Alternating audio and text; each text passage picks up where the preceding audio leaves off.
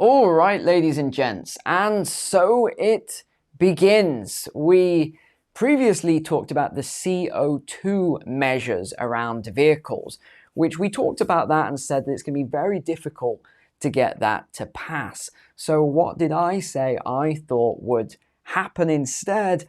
I talked about a pay per mile scheme a couple of years ago now. Guess what's just been announced 16 hours ago, although they've talked about this for a while, calls to introduce a pay per mile scheme for drivers. No surprise whatsoever. And we've got to get into, I've really excelled myself today, I think, with the research. I'm going to move all my highlighters and stuff. So much to talk about here and, inform you of. So, very interestingly, the UK is quite a small island. If you've been to the UK or you live in the UK, I'm sure you'd agree compared to, let's say, driving across America or somewhere else. The UK on those roads has 7,000 traffic-specific cameras. Were you aware of that? 7,000. But there's actually 7.5 million surveillance cameras in the UK. 7.5 million. Now, in 2022, these 7,000 traffic cameras resulted in prosecution, so keyword prosecution, of 245,000 people. It doesn't specify drivers, it says people and talks about all sorts of things. Now, what I found really interesting is these new AI cameras that they are going to be upgrading all the road cameras. I started reading into all of this under the BSIA. I think that's the British Security something association anyway. Currently there's one camera per 11 people, and this is going to be ramped up with the AI cameras. Now, they said that these AI cameras are going to track, license plates and things like that. I think there's a lot more to it because I looked at the cameras and I looked at some of the specs. They also can look at your seatbelt. Are you wearing the seatbelt? They have facial recognition. They look at who is driving the car. In the future, they're going to link that to the insurance database to say, is this person supposed to be driving the car? It's all going to get very, very high tech. And they say this will result in more, yes, even more money for the revenue. And I think this is how all of this has really developed. You remember, if you've been on the channel a while, you remember a couple of years back I said, this whole EV, electric vehicle business, is not going to work. Who are we going to see? Businesses are going to do it because of all the incentives. They can write it off, tax write-offs. Normal people aren't going to want these EVs. There isn't the infrastructure. There's lots of issues. There's even all the energy sanctions.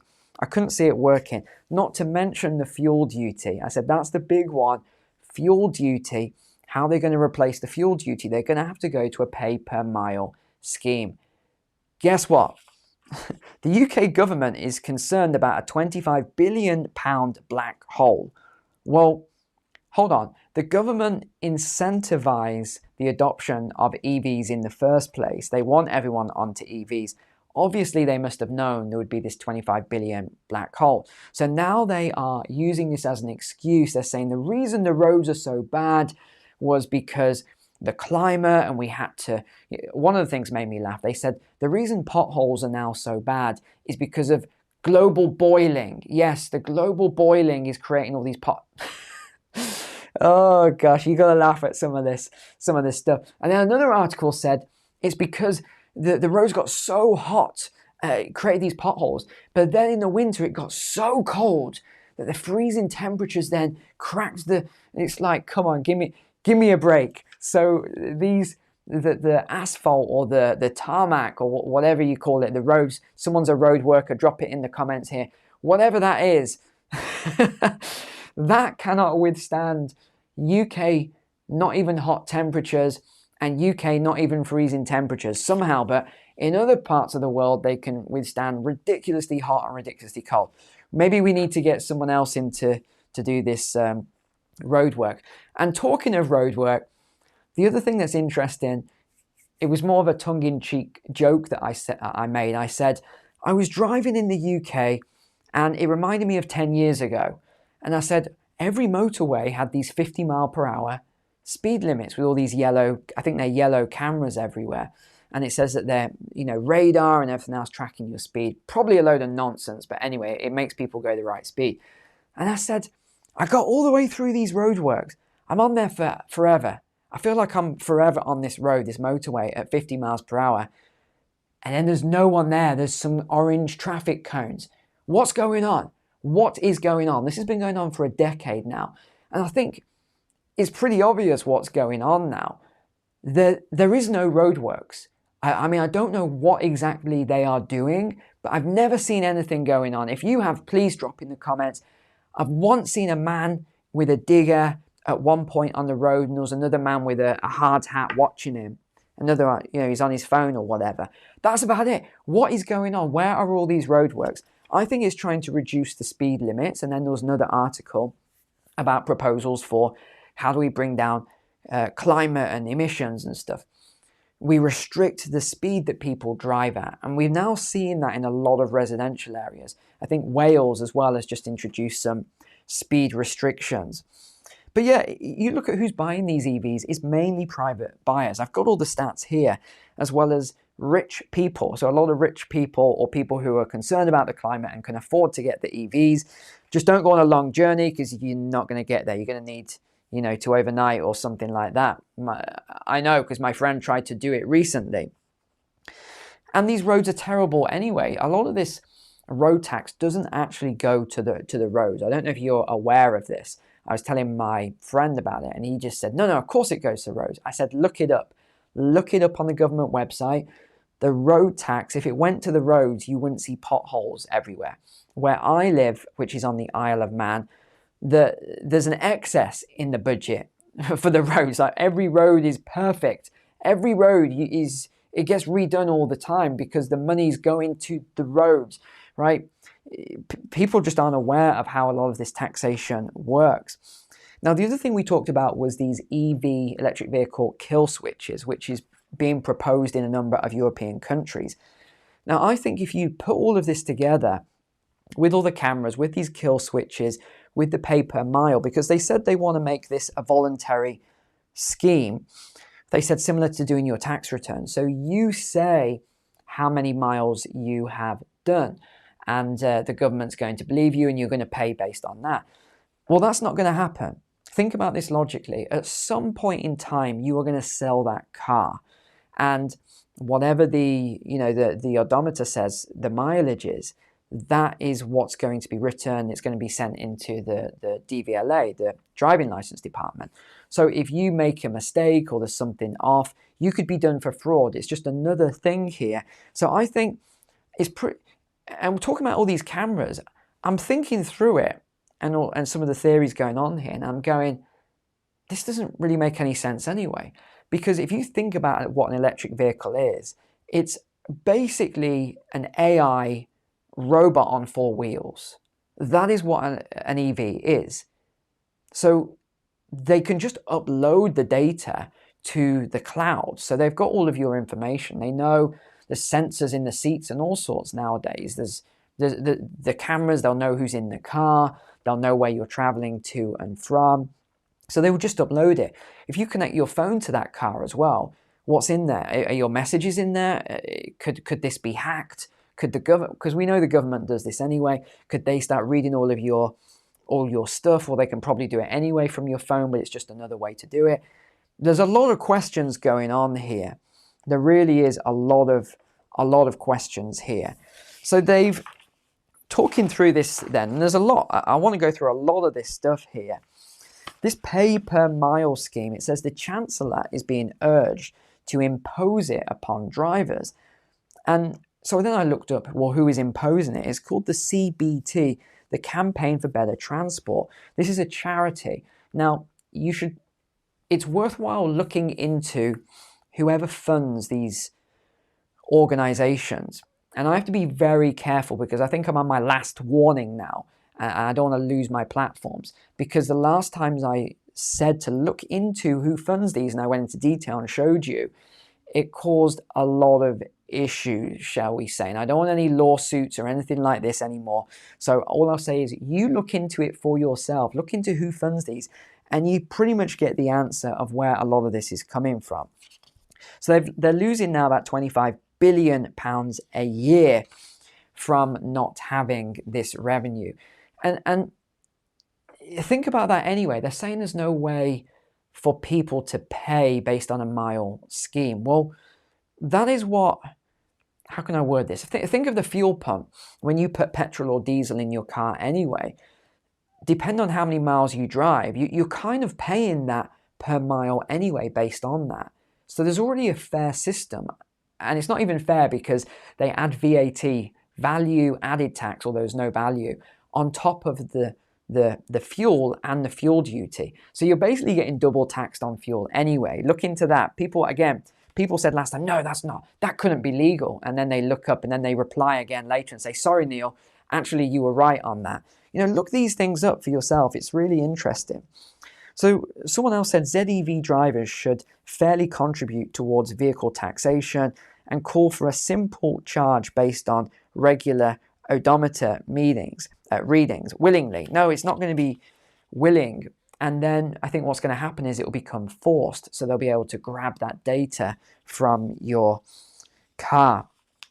Another forum member, the Federation of Passenger Transport, which represents bus and coach operators, said pay-as-you-go vehicle taxation should help curb congestion, making public transport more attractive.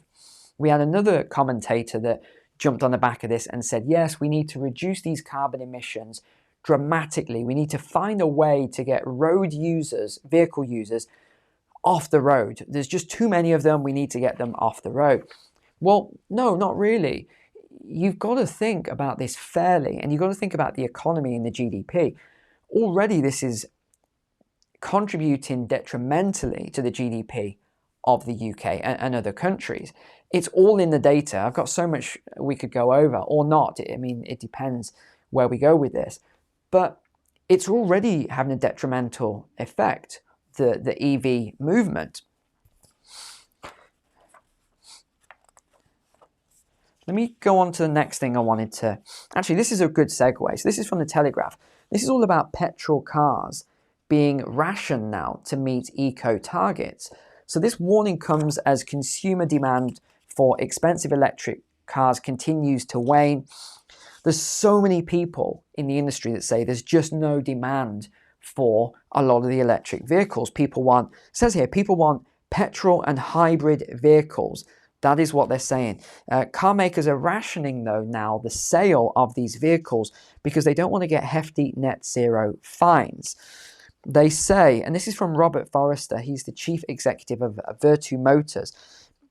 He said manufacturers were delaying deliveries of cars until next year amid fears they will otherwise breach quotas set for them by the government. So already that's interfering in the economy. Whenever the government interferes in the free market, it causes a lot of problems. If you can find the example where this doesn't happen, please put it in the comments and I will love to read that. But the government interferes and they cause problems. This means someone ordering a car today at some dealerships will not receive it until February. At the same time, he said manufacturers and dealers were grappling with a glut of more expensive EVs that they can't sell. He said we can't find homes for these vehicles. In some franchises, there's a restriction on supply of petrol cars and hybrid cars, which is actually where there is massive demand for these vehicles. He said this, and this is, I think, telling of the whole video. It's almost as if we can't supply the cars that people want, but we've got plenty of the cars that they don't want. Zero emission vehicle mandate. This is called the ZEV, or what do you say in America? ZEV mandate. This requires at least 22% of cars sold by manufacturers to be electric from this year. So they're artificially pushing this market for EVs that people don't want, and the infrastructure isn't there anyway. This target will gradually increase year by year before reaching 80% in 2030. Again, it's the key year 2030. It's a £15,000 fine for every car that doesn't meet the quota. £15,000. That's basically the profit and more of most cars. So there's no way these car manufacturers are going to actually risk this. They said that they are sacrificing profits by selling EVs at a large discount just so they can find a market for them. This is obviously interfering with the free market. It's obvious. How do they think this is going to actually work here? Another thing that Mr. Forrester said, that although some people might cheer falling electric car prices, supporters of the ZEV mandate in its current form were economic buffoons, because car manufacturers are being forced to discount EVs to such an extent they're making losses, and eventually the industry is going to collapse. He said this is no longer a car market, it's a state-imposed supply chain. And the stats show all of this. It fell almost 6% car sales because they're not allowed to supply. I mean, this goes on and on forever. It's not just this as well. We've also got articles like this banning cars now in places like Bristol. This is part of a new livable neighborhood project. And they're saying that this will make the streets safer. I think there's another reason the streets in the UK are not safe at the moment. They probably want to look into that. Another one, Bristol could ban all cars from the city centre. Now, this always makes me laugh whenever I see articles like this. Let me read this out. Here we go. Story time. In the beginning, there were only horse-drawn carriages and putting one foot in front of the other. Then there were cars, huge hunks of metal, which could go 10 times as fast as any horse without breaking a leg. But the golden age of the automobile could only last so long, and soon cars in our cities will be a thing of the past. Yes, unfortunately. Much of Bristol's city centre is already pedestrianised, but according to the city's council, it's not enough. A consultation was recently put out asking locals their thoughts, not good English, on restricting car access in more streets in order to make cycling more appealing and improve bus routes or routes for my American friends. Then it goes on talking about how we need to decarbonize our transport network. It's all about decarbonizing. It's getting more bikes. They don't want cars. But what I did find interesting is they said there's going to be a drop-in session. So if you're in Bristol, I'm amazed that they're willing to do this. If you're in Bristol, you can go to the drop-in session or do an online survey and let them know your thoughts. But it's all about bicycles. They said we need all these electric buses and bicycles and that we need to get rid of these cars.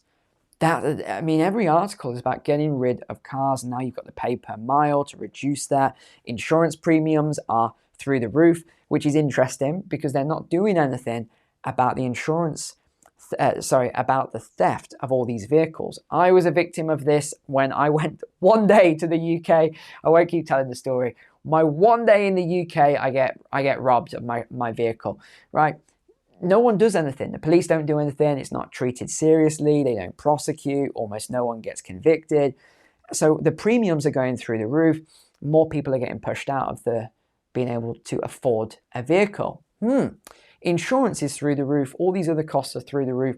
And now they're implementing all these things. I think, ladies and gents, the writing is on the wall. They don't want you. They don't want me. They don't want any of us to be driving vehicles. And at some point, this is going to backfire on them because a lot of people cannot afford to live in the city and they have cars or old bangers or whatever to get them to work every day. And this is the people it's going to hurt the most. I won't get too fiery about this, but it's unfair. It's a disgrace to people who simply cannot afford to live in the areas where they want all of this taking place. A lot of people, they have to commute in. If that's you, please drop a comment, let me know. Thanks for being online today. Take care. God bless you all, and I'll see you tomorrow.